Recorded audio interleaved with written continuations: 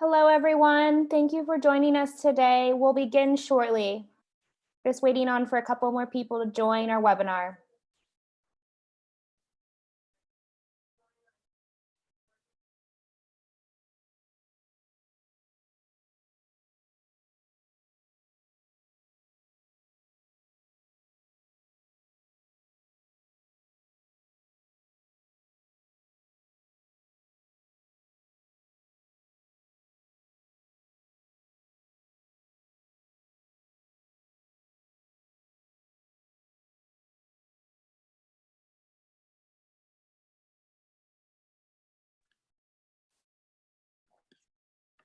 Good afternoon, and thank you for joining us. I'm your host, Abdulmanik Bull. Welcome to day one and episode one of African American Student Success Week. We hope that you're still energized and charged up for action from the very powerful virtual town hall last week. You heard sound bites and clips from leading policymakers, practitioners, researchers, students, legislators, educators, and disruptive, powerful change agents inside and outside of our system. Today, we are ready to dive in and dig deep. Any student of history or conscious observer knows that Black student success is inextricably connected to all student success. It was a Black man, Thurgood Marshall, who successfully litigated Brown versus Board, which facilitated us to be in these integrated spaces today. It was a Black woman, Katherine Johnson, who successfully calculated the flight path for the first mission in space. It was Dr. Martin Luther King, Jr., amongst others, whose actions propelled the signing of the Civil Rights Act of 1964. Yet today, although African Americans have been on the forefront of fighting for rights and resources, on the cutting edge of innovation and ingenuity, they find themselves much like Rosa Parks in the back, patiently waiting for their fair share of resources and rights. This is an interactive town hall where we encourage you to submit your questions, thoughts, ideas, comments, and concerns using the hashtag Black Student Success and Black Student Success Week as indicated in the PowerPoint. The last 15 minutes, we will respond to your questions, and please try to address the presenter if you would like to do so. You can submit your questions via Zoom chat or social media using the hashtag. We're not here to talk to you or at you, but rather with you. Leading us off is Dr. Teresa Aldridge, President of the Emoji Community Foundation Board. Dr. Aldridge, the floor is yours. Thank you, Dr. Bull. I wanted to share some historical information about our respective organizations, which both began in 2007 as grassroots organizations focused on African American student success. We did not get here alone. It was because of the perseverance and dedication of some fearless individuals who helped us along the way. Next slide. First, I wanted to mention the courageous leaders in our state who didn't shy away from the needs of African American students and who actually supported the development of the Emoji community and AMEN organizations. Individuals like former State Chancellor Bryce Harris and the late Vice Chancellor Linda Mikulowski, who provided the initial funding for Umoja and AMEN, which gave our organization state recognition. We also have powerhouse advocates like Assembly members, Dr. Shirley Weber and Kevin McCarty and Senator Holly Mitchell, who saw the student success data from our respective organizations and ensured that funding for Black students would not be left behind. I also want to acknowledge the huge coalition of college presidents who invited Umoja and AMEN programs on their college campuses. Of course, we must also thank the Board of Governors and the leadership of Chancellor Eloy Oakley for putting forth a vision of success plan that said we will eliminate the achievement gap and direct funding to where it is needed most. You will hear shortly about the research and data efforts, but first I wanted to bring some additional context to the African American Student Success Week by sharing what led to the impetus of the Education Policy Summit. Next slide. Umoja, AMEN, and the Black Think Tank Group started meeting a few years ago simultaneously with the goal of developing a Black policy agenda. We came together and scheduled 4 education policy summits and invited the top researchers and policy experts in the state. Work groups were organized and action plans developed that expose systemic barriers in our institutions and help to formulate the need for race-conscious, student-centered funding, and to discuss the idea of building institutions for us and by us. With the leadership of Dr. Keith Curry, we agreed to organize an African American Student Legislative Day and bring 500 students to the Capitol to share their stories. We know that COVID changed those in-person plans, but it did not stop the powerful message that you received last week and that you are about to receive this week. Back to you, Dr. Bull. Thank you, Dr. Aldridge. Next up, we have Dr. Dola Cooper, the Executive Director of the Research and Planning Group for the California Community Colleges. Dr. Cooper, the floor is yours. Thank you, and good afternoon, everyone. I'm here to share some of the work and the planning that has been done by my group of colleagues. They're listed here on this slide to look at 2 things. One we're for now calling an institutional report card, and then a possible way, different way of looking at how we calculate state funding. You could please do the next slide. So the first thing I'm going to talk about is the institutional report card. Next slide, please. So the purpose of this report card is to provide information to students and their families about the African American and Black experience on the California Community College campuses. The goal being to help them in their decision-making about which college may be the right fit for them, again, for that student and his or her family. This report card will contain both quantitative and qualitative research to highlight both institutional outcomes as well as personal experiences of African American and Black students, including their challenges and then what helps them be successful. Next slide, please.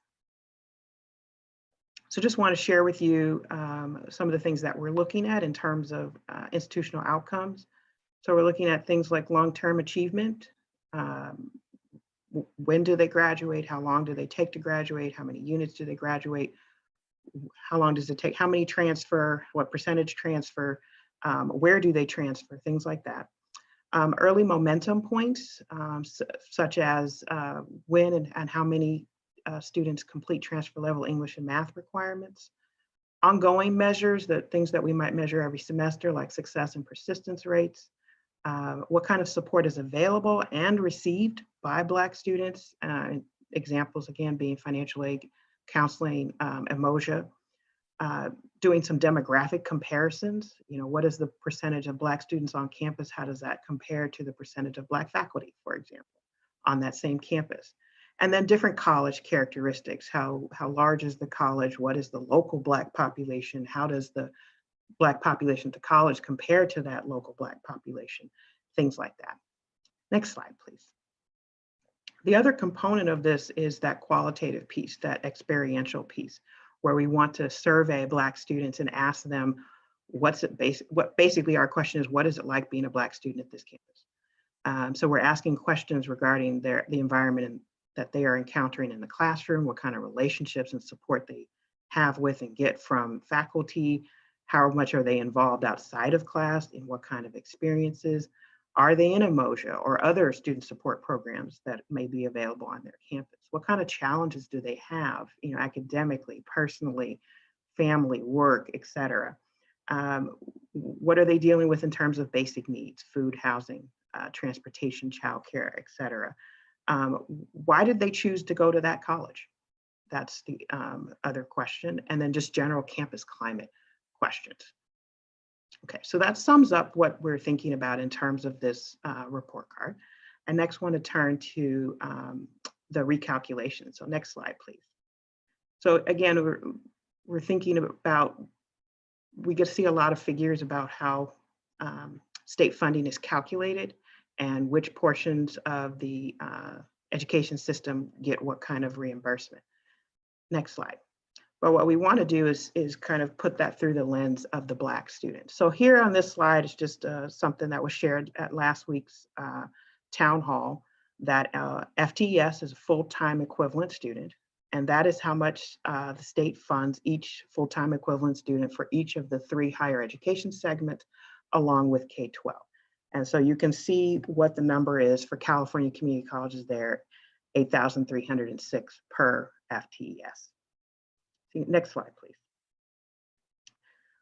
But then you look at this slide, again, presented last week, of what proportion of Black students go to each of those higher education segments. And the vast majority, 72%, are attending a California community college, with 9% at CSUs, 3% at UC, and 16% going to private, and that includes both not-for-profit and for-profit institutions.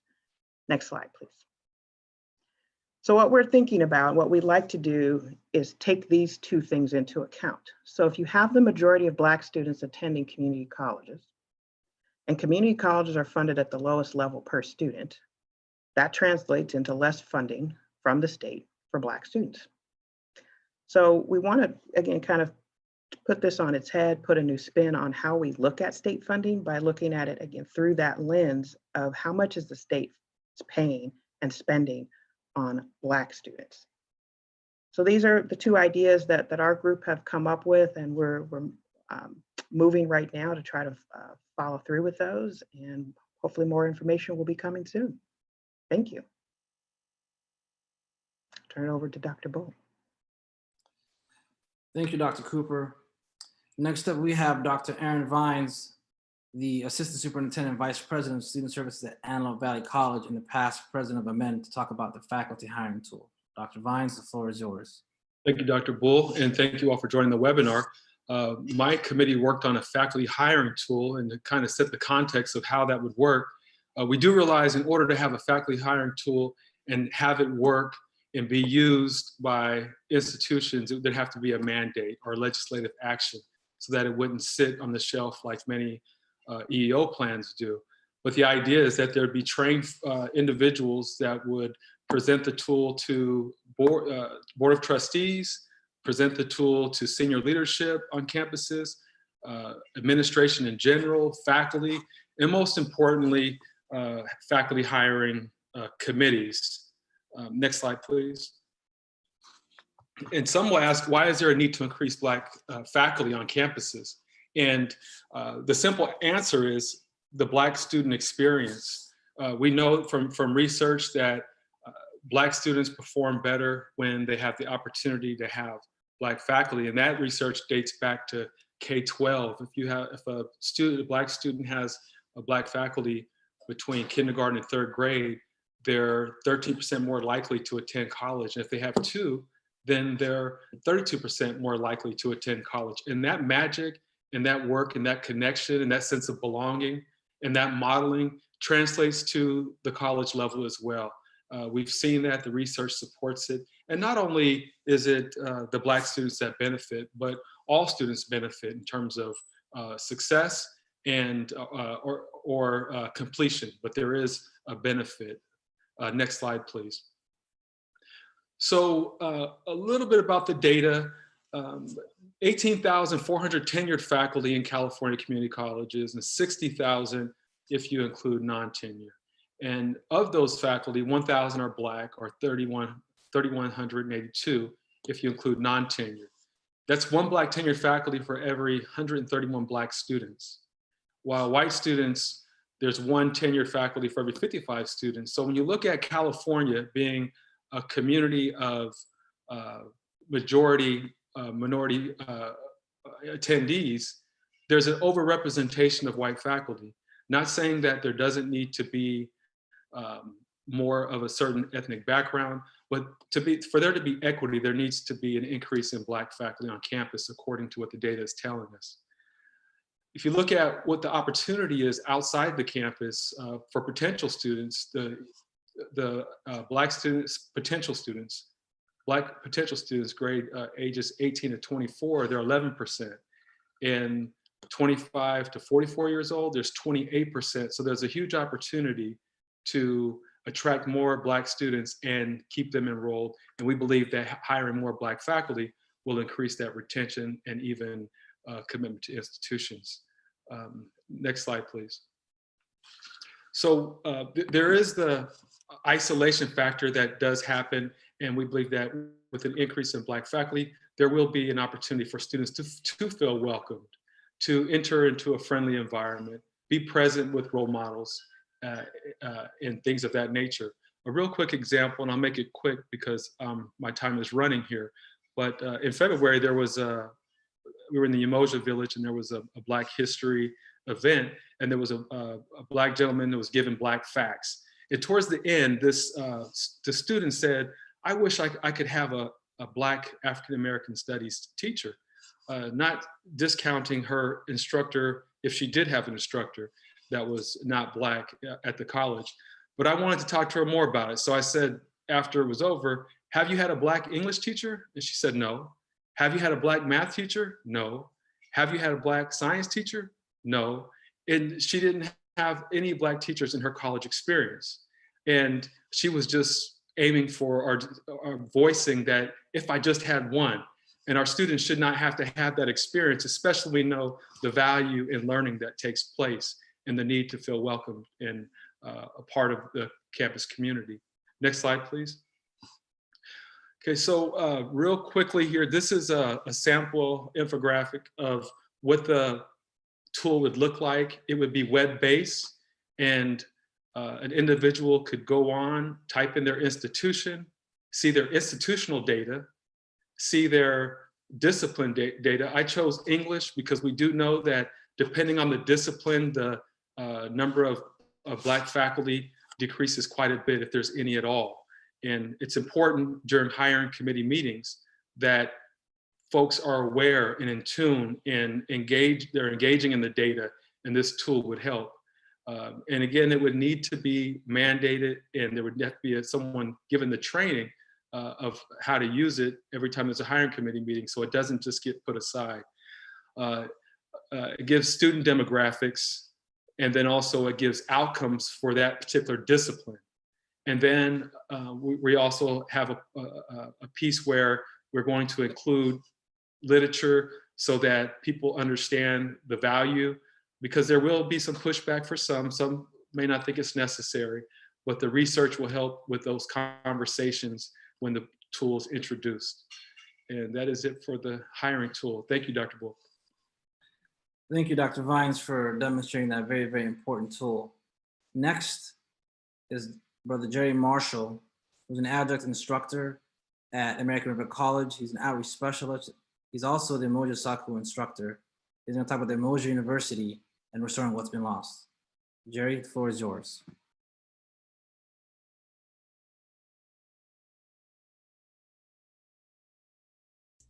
Can you hear me? Okay, thank you, Dr. Ball. And I'd like to also thank all those who served on my subcommittee, which you see their names here on the screen. So let's go to the next screen. Why not Emoji University? Not is a noun meaning a fastening made by tying a piece of string or rope or something similar. When you consider the historical and systemic knots of inequality in public education, its binding cords of exclusion, its tight ties to separate and unequal, you will begin to understand the inequities within the public education system for Black students. Without getting into the research statistics, we know that there are a preponderance amount of evidence that suggests there's a problem in California public education system for Black students. Just consider the overwhelming conversations we've engaged in over decades about Black students in education. Let me see if any of these conversations are familiar. From kindergarten to 12th grade, Black students are disproportionately overrepresented in special ed and unrepresented in gifted college prep and honors programs. From kindergarten to 12th grade, students of color have the highest suspension and expulsion rates than any other ethnic group in California public education.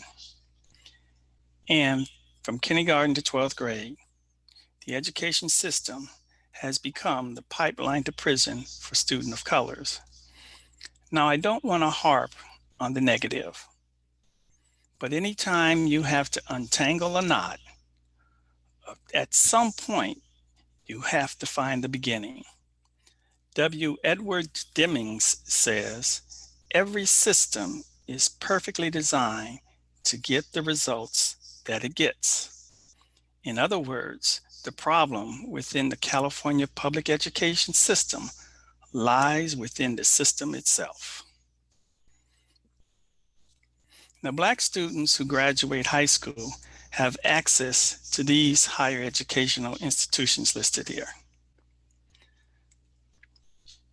The majority of students, Black students, 72%, enroll in California community colleges, 9% in California state universities, 3% in the University of California, and 11% in private for-profit colleges and universities. And while most Black undergraduates choose a community college, only 37% complete within 6 years.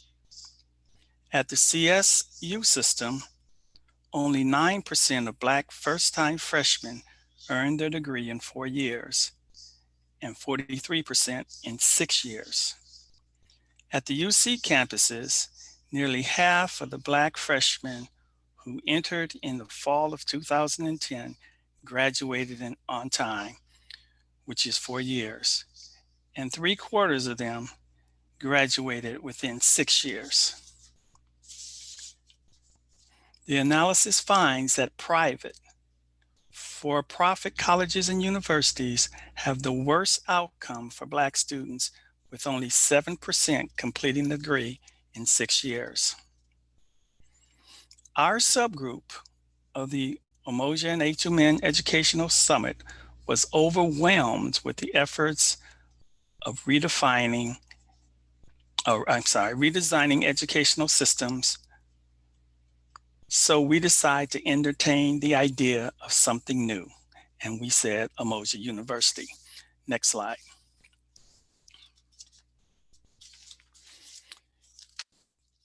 We developed a first draft of a concept paper, and these were some of the big ideas and ongoing conversations of the draft. We talked about a master plan, talked about location, curriculum, ongoing an online component, partnerships, stakeholders, finances, and government. So in keeping with the time limit, let me close with these remarks. Let me repeat. When you consider the historic and the systemic knots of inequality in public education, its binding cords of exclusions, its tight ties to separate and unequal, you will begin to understand the importance and the work that is needed.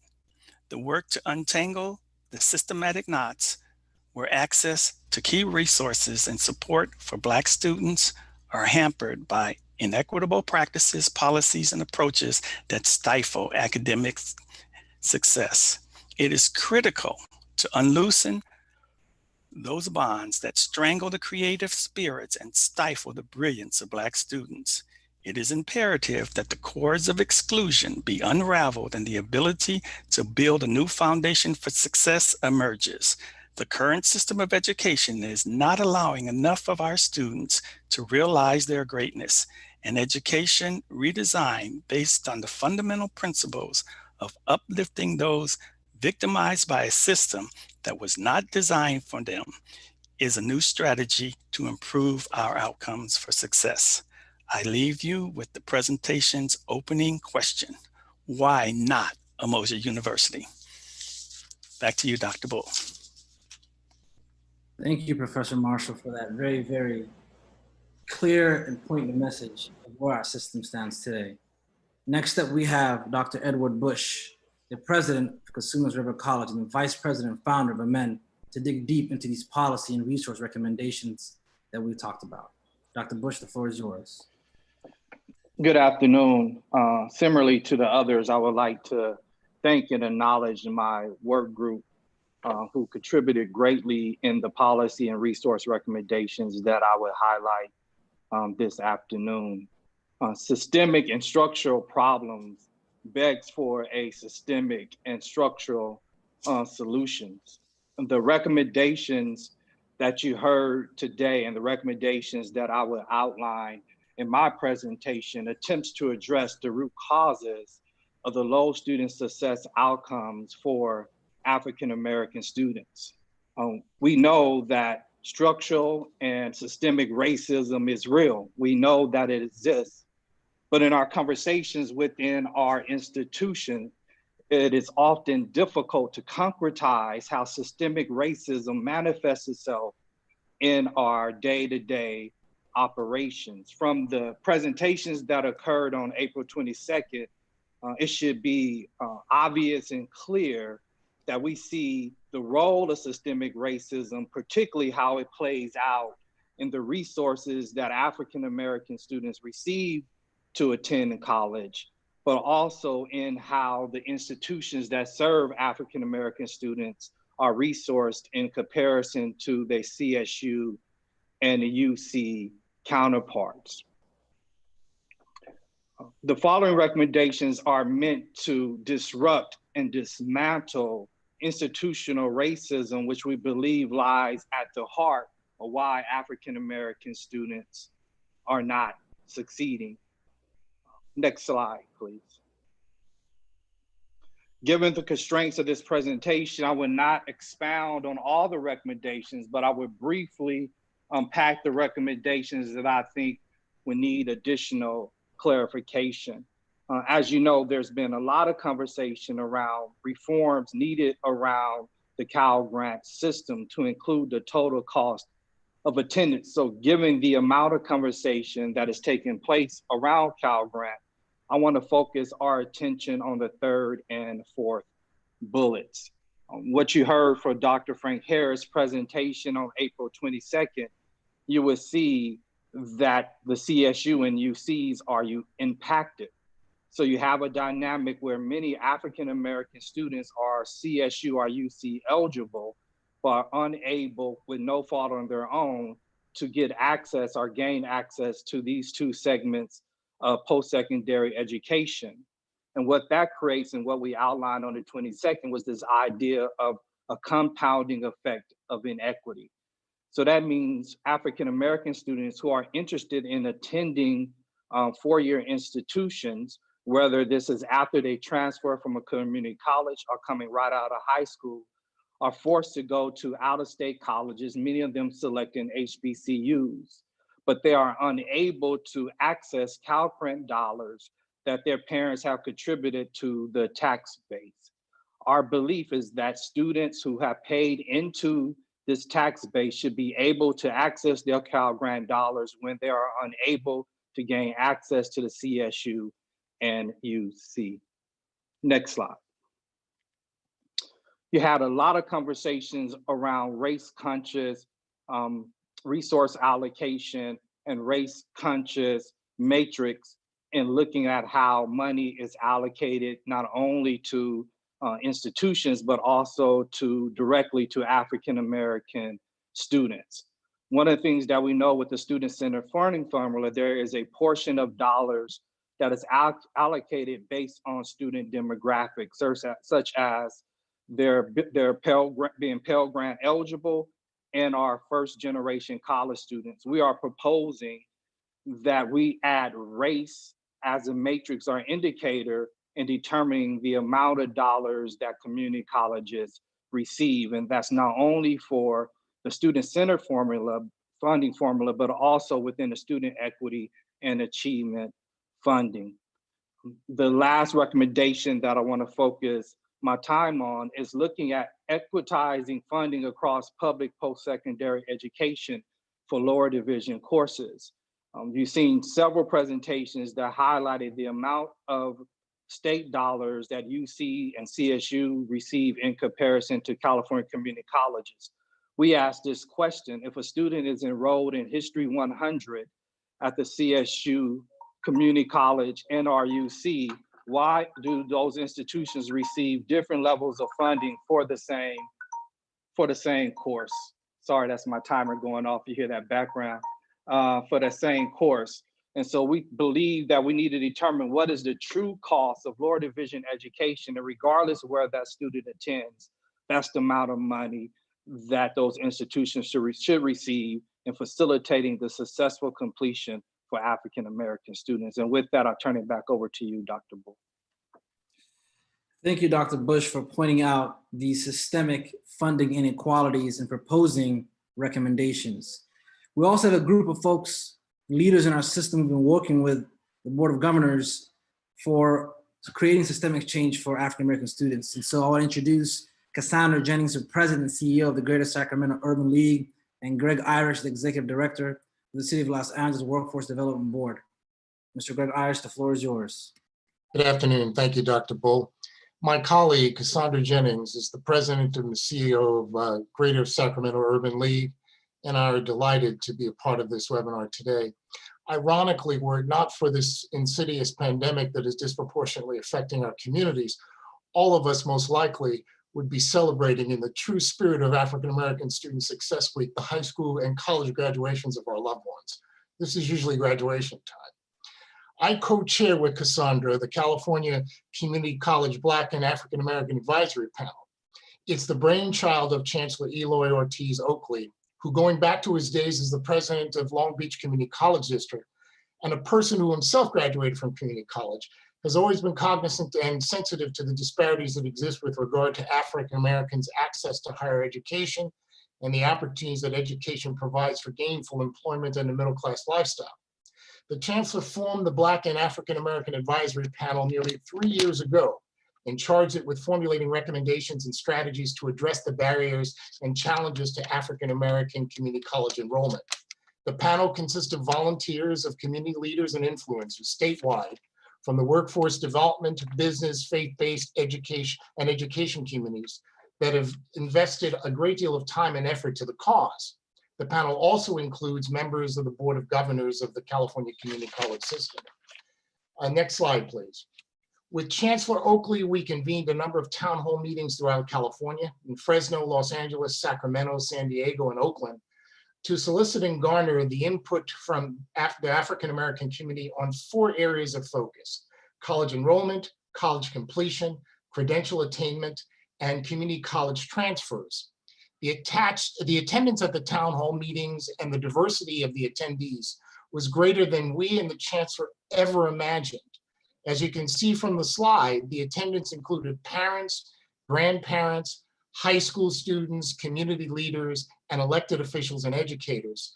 As a testament to the importance of our work, I distinctly remember a grandparent attending the Fresno town hall with her grandson, who was in high school, and inquiring about financial aid, the availability of financial aid to enable her grandson to be the first in the family to attend community college.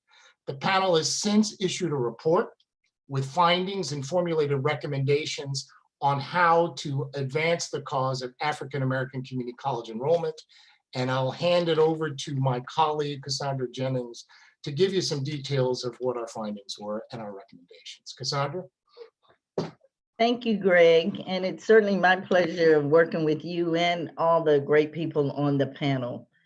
As you might imagine, the effort Greg has just described yielded a massive amount of data, insights, and for the most part, very consistent findings that emerged from both the town halls and focus groups.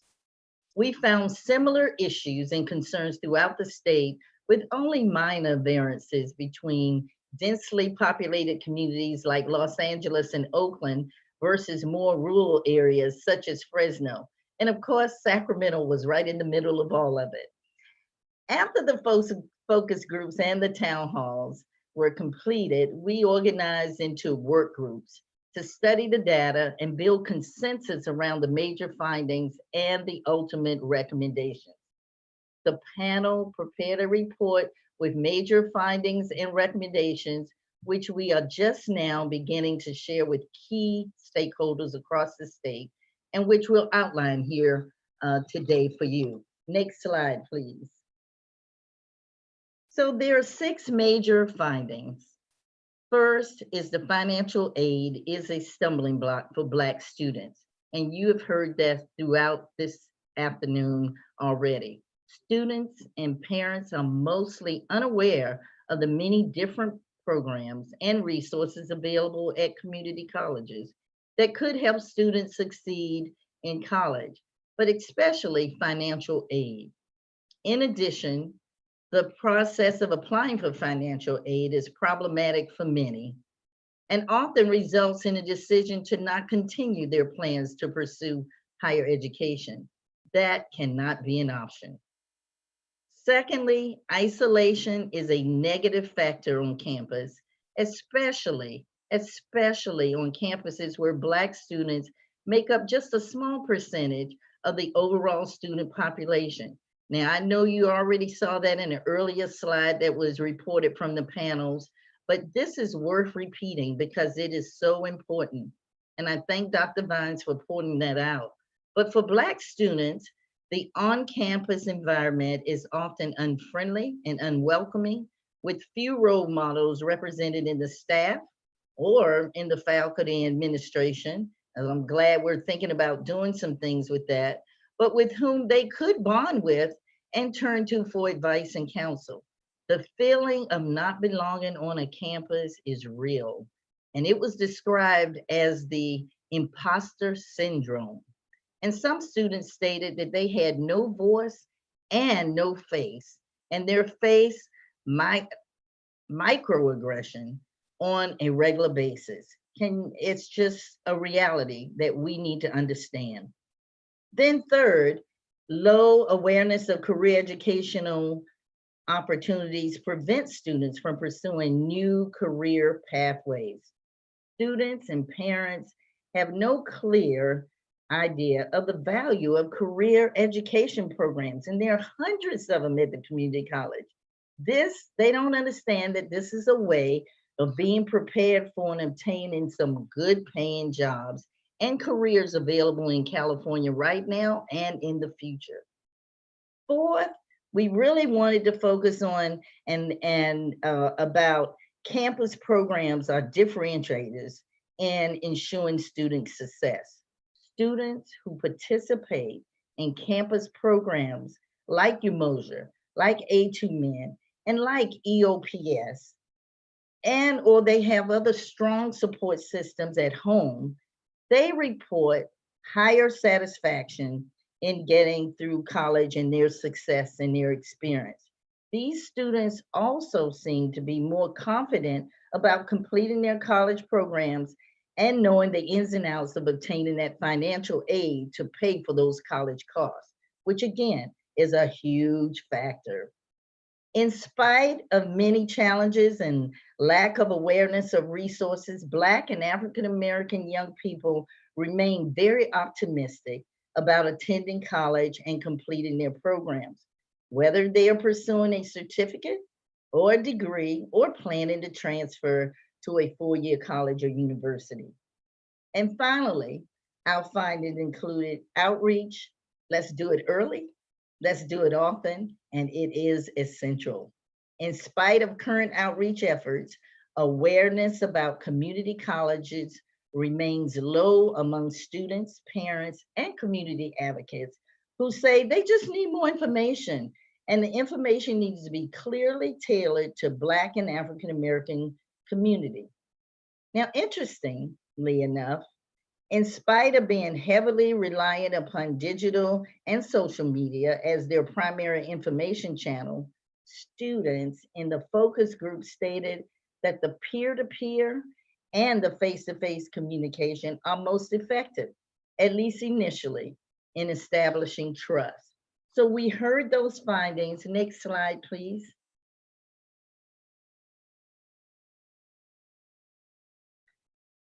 If you could go back one. Thank you. So these 6 findings that I just mentioned led to the 6 recommendations that the panel considered critical in changing the trajectory of Black and African Americans in our community colleges. The advisory panel believes these 6 recommendations, if properly resourced and invested in, could help spark a movement leading to true transformation for Black and African Americans attending our community colleges here in California.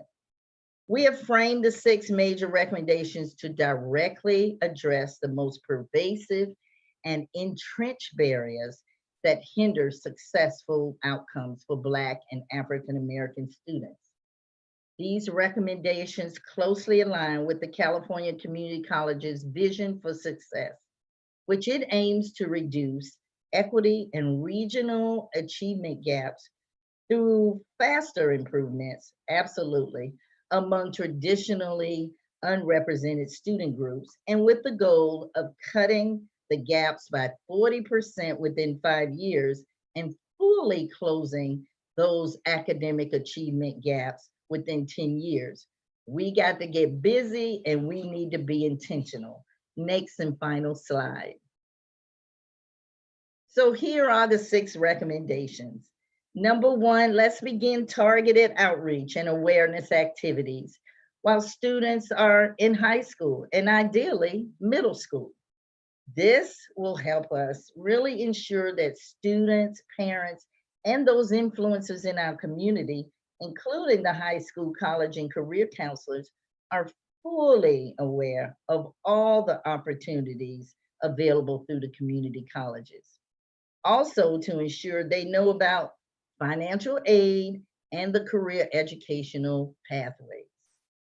And then secondly, we must identify and engage existing on-campus and off-campus support systems. These include community leaders and college educators and administrators, assistance programs for the food insecurity and homeless, as well as organizations like Emoji and A2Men that cultivate an environment of inclusion, an environment of trust, and an environment of achievement of our students and parents to help them have a successful career opportunity in college. Now, number 3, develop advertising, informational, and outreach materials. And they have to be clearly and obviously targeted to Black and African American students and their parents. These must utilize positive and culturally relevant imagery and people and content that connect instantly so that our students and leave no doubt that they matter. And 4th, we need to address and eliminate all the obstacles that currently prevent Black and African Americans from learning about and completing the financial aid process. It's from A to Z, from knowing about it to completing the process. And then 5, we just want to intensify the efforts to increase awareness in the Black and African community of the role of education plays in preparing students for, again, all of those good paying jobs and careers that do not require a 4-year degree. And then finally, if we can increase the number of Black students in California Community College who transfer annually to Universities of California campuses or the California State University campus.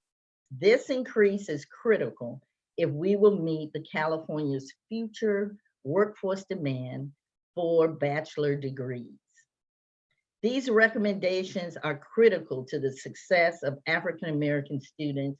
We must be intentional, we must be unapologetic, and committed to the long term for real change. I want to turn it back over to Dr. Ball now. Thank you.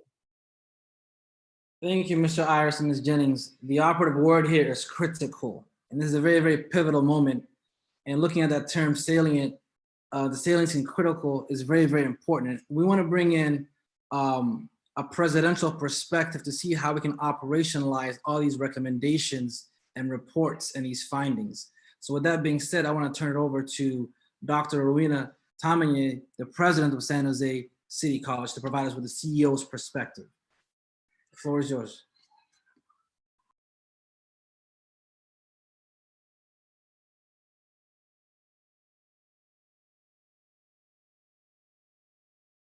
You're on mute, Dr. Tomley. Okay, got it now.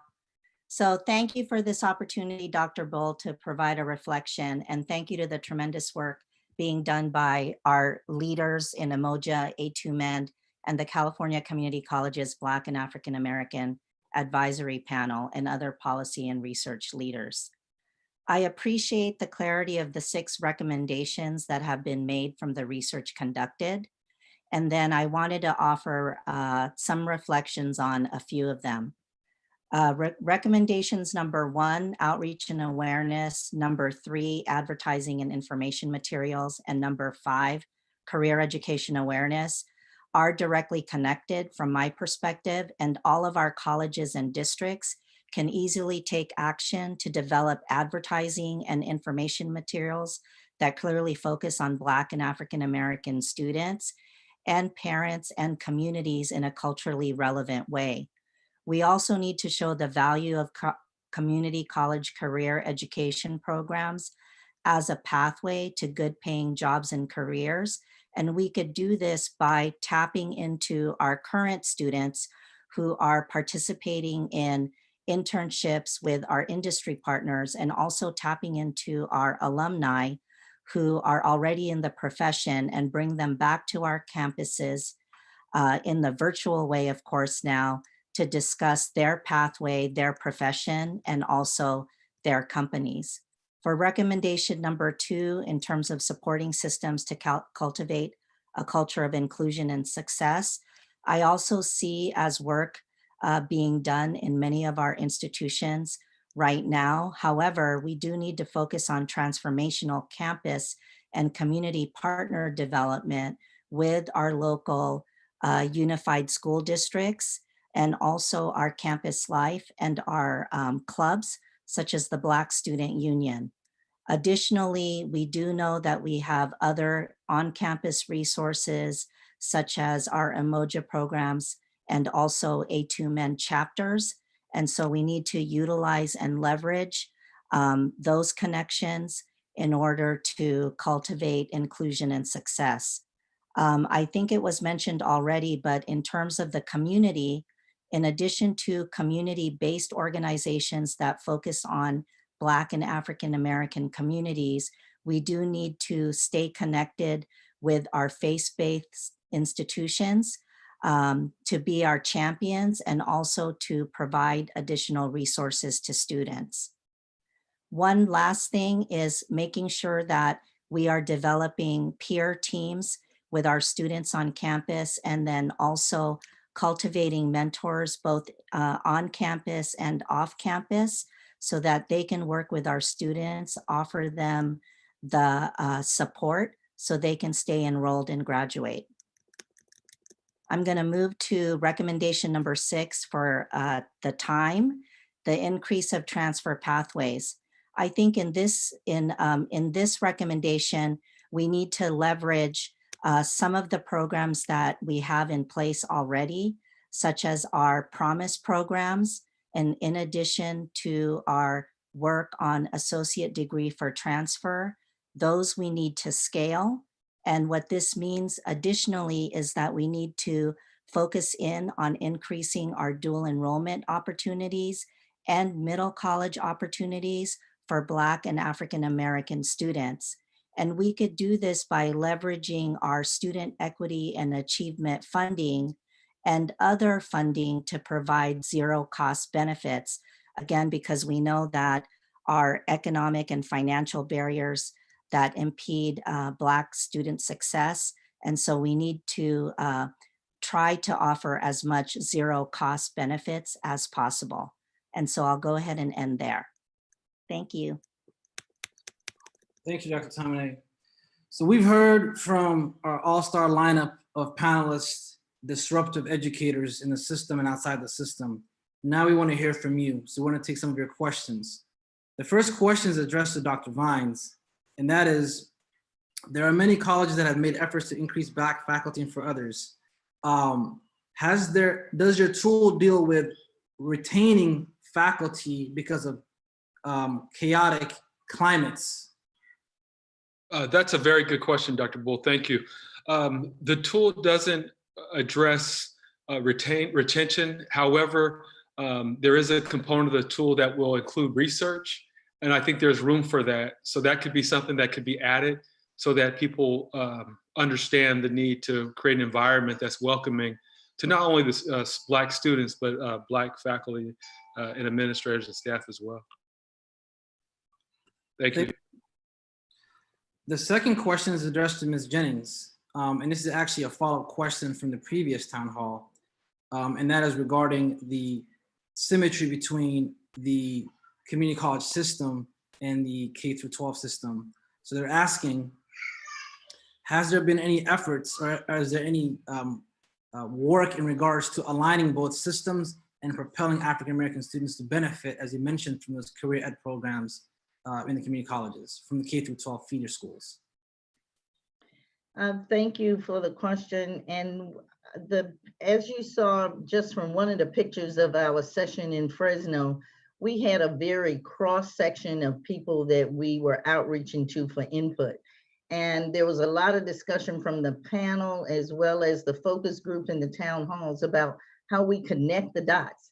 So how do we connect the K through 12 with the community colleges and the community colleges with the university so that we're getting all the information to it. So it's our hope that this, one of our recommendations will specifically, because when we talk about getting out there early and often, and we also mentioned equipping college, the counselors in the K through 12 with the information and almost requiring it so that we will be able to have that connection.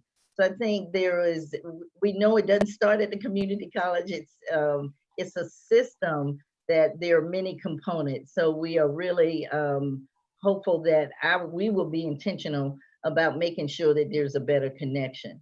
And I think Greg may also have some answers to that. Greg, you want to? Yes, Dr. Bull, in our $80 million system in the city of LA, that's the workforce development system, we actually dedicate $1 million to pupil service counselors that are LAUSD personnel that are in our job centers, realizing there needs to be that connection. We also fund connections with staff in the adult schools that are connected to our job centers. The mayor also has a college promise program where he actually solicits contributions from foundations that will give high school graduates scholarships in anticipation of their enrollment in the community colleges. And of course, most of the workforce development activities and training activities in my $80 million system, we don't use private proprietary schools. We use what we think is the best deal in town. We send all of our folks for job training through community colleges. Can you repeat that one more part for the people in the back? The $80 million system utilized for the community colleges, right? No, it's workforce development activities in the city of Los Angeles, but most of our job training takes place through community colleges. Thank you. The next question is for either Dr. Bush, Dr. Vines, or Dr. Aldridge. This is in regards to increasing race-conscious faculty representation in lieu of legislation such as Prop 209 that considered lack of race-conscious representation. They're mentioning, are there any efforts to hire more African-American faculty? And is there specific recommendations to scale up Emoji and amend programs in the state?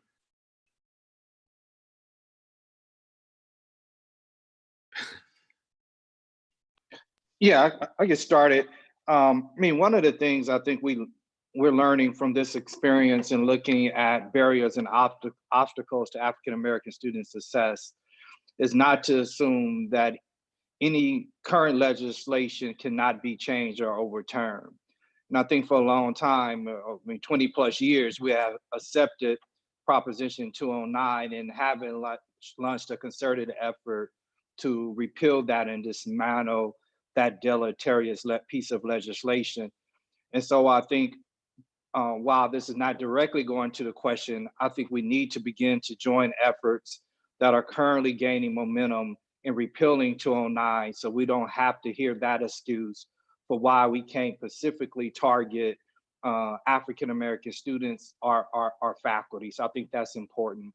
But I think Amen and Emoji are both tools and opportunities to raise awareness and consciousness on our college campus, calling for a need to hire and retain African American faculty. Then also within our institutions, if you don't have amend programs in Emoji, it's our hope that all 246 people are not just participants today, but they are activists. And if you believe that having these organizations on your college raises the conditions of all African Americans, not just students, then I would say that you press your administration around bringing forth programs that have been proven to be beneficial and impactful for African American students in a way to raise awareness around the need to bring forward more African American faculty, staff, and administrators. Thank you, Dr. Bush, for answering that. The next question is directed towards Dr. Cooper. How are we ensuring that our Black students are seeing success post-graduation? What research and statistics exist to keep track of this type of information and confirm address gaps that exist once we graduate students? Thinking of 1, 2, 3, 5 years after degree completion. I believe you've hit upon a gap that we have been very focused on, at least from the community college perspective. We've been very focused on our outcomes. Do we get them to their associate's degree? Do we get them to the transfer institution? There's some attention, obviously, on do they complete the 4-year degree. That's pretty much where it stops in most cases. There's not a lot of research being done. Do they go on to graduate school? What does their employment look like after completing a bachelor's degree? What does it look like after completing an associate's degree? So I appreciate your question, and it's an area that we need to address. What are the longer term outcomes for African Americans who go through our educational system? Sorry, I don't have a better answer. Oh, thank you. I think part of this is also discovering, right? And so we're discovering where these gaps exist. This question is for Dr. Bush. Has there been a real consideration given the idea of adding race as a metric in determining the amount of dollars that community colleges receive? It's a great idea. Adding race consciousness, race resource allocation, and race conscious metrics would change the game. I agree. That's why it's in our recommendation is that we need to use race instead of these pseudo proxies that try to do a backdoor end run to get at students who are most in need of the support and resources. So we call upon not using proxies, but to be very intentional about calling out race as a matrix. When we look at correlation to student success or the lack thereof, while there's a lot of factors and intersectionalities we look at, it still remains that race is the primary indicator within our institutions of success and our failure. And so unless we are direct and call that out, we are not going to be in position, to me, is to garner the type of collective wisdom that is going to be necessary to tackle the problem of African-American student success. So agree. Dr. Bull, can I join in on that one? Absolutely. Go ahead, Mr. Irish. What I found is every time I've tried to do that with workforce development programs in LA, we've been sued. What we've tried to do, and I agree with Dr. Bush, it's something that's necessary, but to get around Ward Connolly, if you remember that name, it left a bad taste in all our mouths. What we've done in LA to deal with communities that we think need workforce development programs, we've actually identified census tracts with the largest populations of African Americans and concentrated our resources within those census tracts to avoid the lawsuits. Very wise. That concludes some of our questions that we fielded today. We hope that you join us tomorrow, and we want to thank our phenomenal panel for diving in and digging deep. We want to thank all of you for really engaging us in this dialogue and this discussion and thinking about, as Dr. Bush mentioned, being change agents and activists. We're not here just to listen. We want you to be charged, moved, motivated to do something. And tomorrow we have a very, very important topic, housing insecurity of African-American students.